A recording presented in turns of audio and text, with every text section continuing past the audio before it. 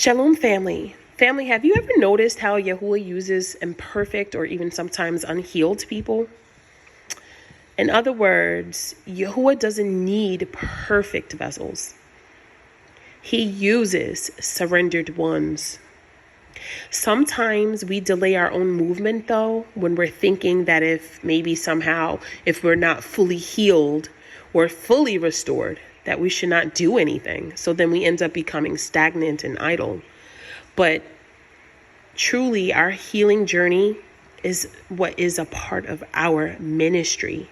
The ministry should start in the house first, just like our family, our self-care, self-examination. All of these things are a part of our ministry, not just a part of our healing journey.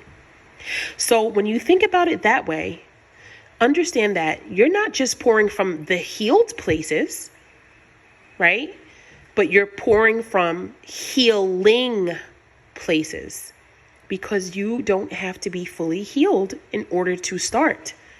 And that's why when you receive healing or elevation and growth at the end, or for a fulfillment of your assignments, that becomes so powerful. And that's literally your testimony.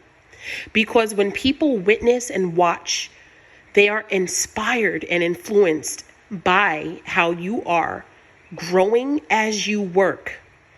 And it is what makes and creates and positively influences the lives around you.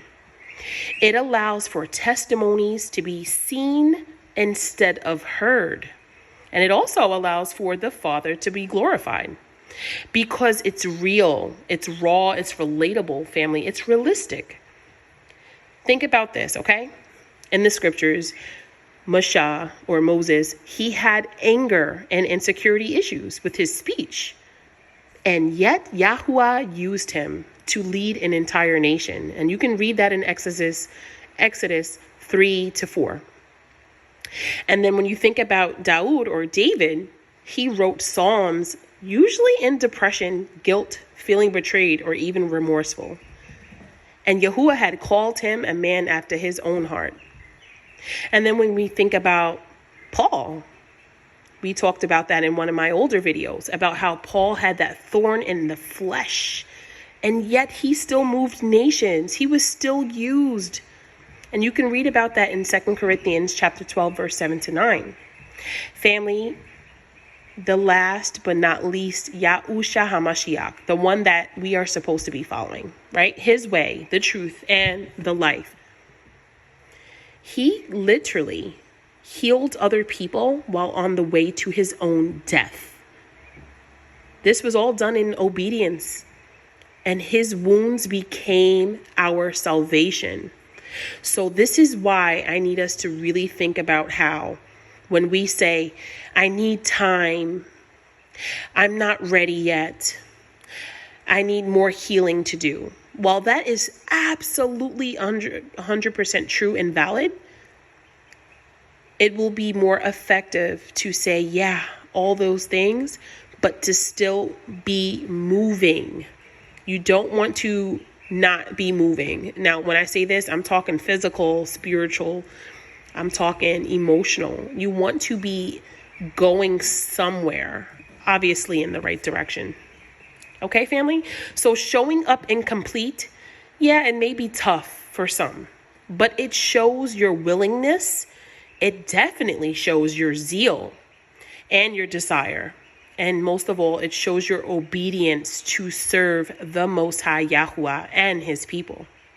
And for that, you are showing Yahuwah your heart, your intention, and the will you have that aligns with his purpose for your life.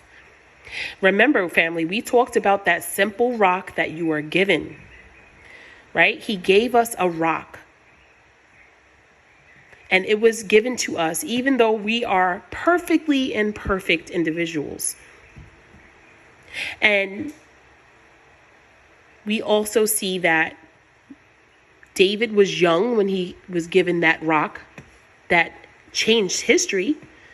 And then when you look at Moses, who was placed in front of a rock and told to do simple instructions. Yeah, he got it right one time, and then the next experience didn't end so well, as it changed his fate. So what are you going to do with the rock you're given? I'm bringing that back into question. But also, are you waiting until you are healed to build? Or will you start to build and allow him to heal you? That is the question.